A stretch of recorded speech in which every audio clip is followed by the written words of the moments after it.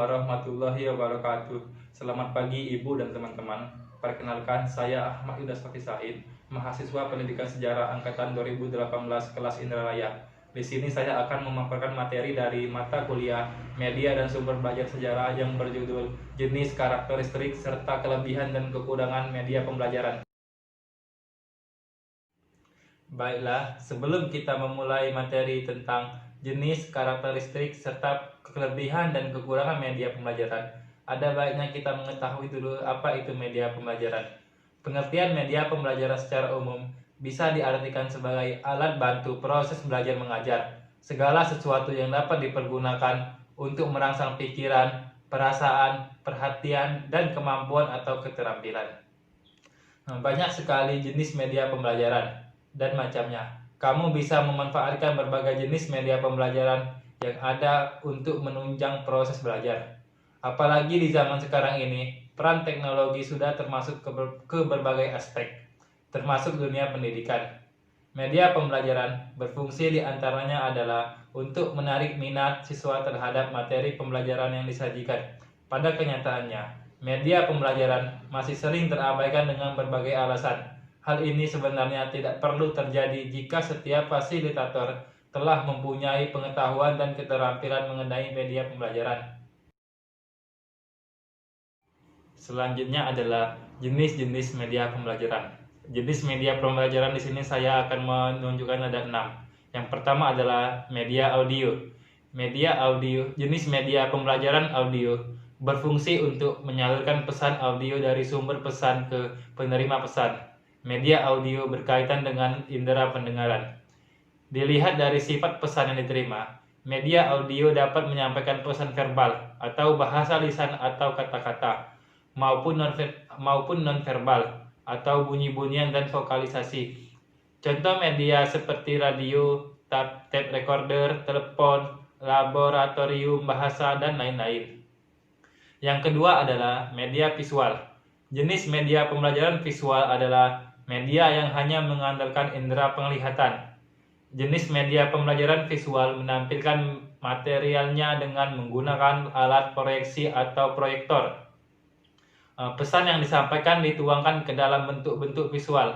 Selain itu, fungsi media visual juga berfungsi untuk menarik perhatian, memperjelas sajian ide, menggambarkan fakta yang mungkin dapat mudah untuk diterima dan diingat. Jika disajikan dalam bentuk visual, jenis media pembelajaran visual dibedakan menjadi dua, yaitu media visual dalam dan media visual gerak. Media visual diam, foto, ilustrasi, flashcard, gambar pilihan dan potongan gambar, film bingkai, film meringkai, OHD, grafik, bagian, diagram, poster, peta, dan lain-lain. Media visual gerak, contohnya gambar-gambar proyeksi bergerak seperti film biru dan sebagainya. Ketiga adalah media audio visual.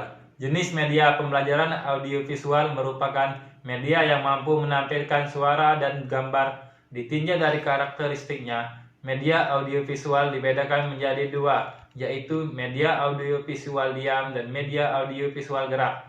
Media audio visual diam, contohnya TV diam, film rangkai bersuara, halaman bersuara, buku bersuara. Media audio visual gerak, contohnya film TV, film bersuara, gambar bersuara, dan lain-lain. 4. Media serbaneka. Jenis media pembelajaran serbaneka merupakan suatu media yang disesuaikan dengan potensi di suatu daerah, di sekitar sekolah, atau di lokasi lain, atau di masyarakat yang dapat dimanfaatkan sebagai media pengajaran. Contoh jenis media pembelajaran serbaneka diantaranya adalah papan tulis, media 3 dimensi, realita, dan sumber belajar pada masyarakat.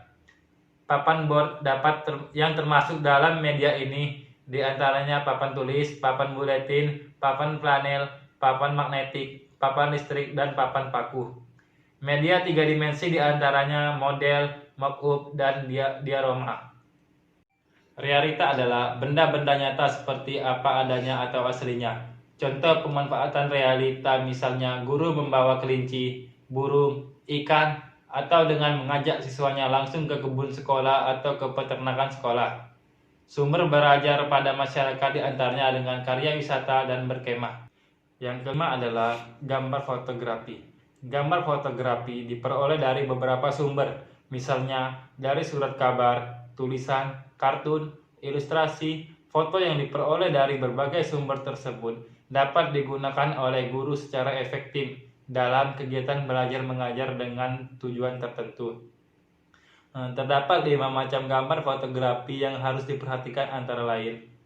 Gambar fotografi itu harus cukup memadai. Gambar-gambar harus memenuhi persyaratan artistik yang bermutu. Gambar fotografi untuk tujuan pengajaran harus cukup besar dan jelas.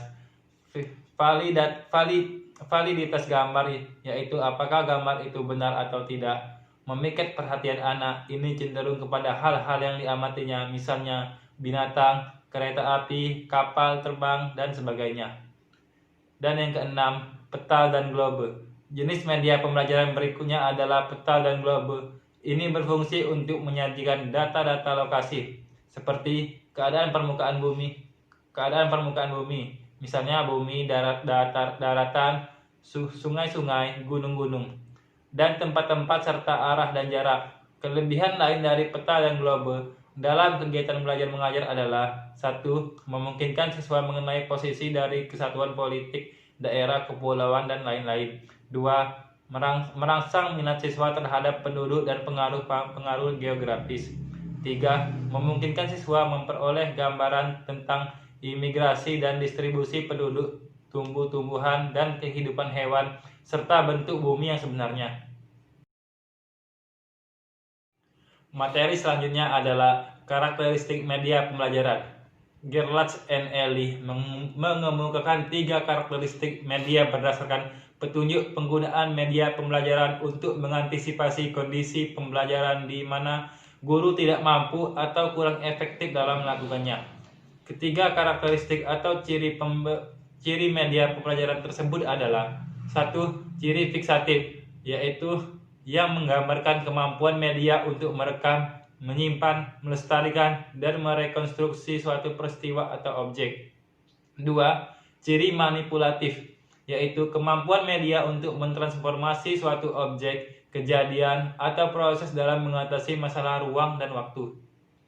Sebagai contoh, misalnya proses larva menjadi kepompong dan kemudian menjadi kupu-kupu dapat disajikan dengan waktu yang lebih singkat atau dipercepat dengan teknik time lapse recording, atau sebaliknya, suatu kejadian atau peristiwa dapat diperlambat penayangannya agar diperoleh urut-urutan yang jelas dari kejadian atau peristiwa tersebut.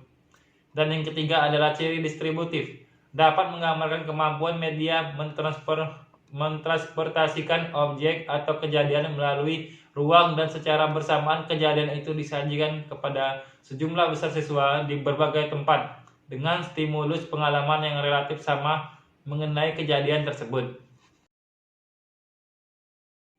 Materi selanjutnya adalah kelebihan dan kekurangan media pembelajaran.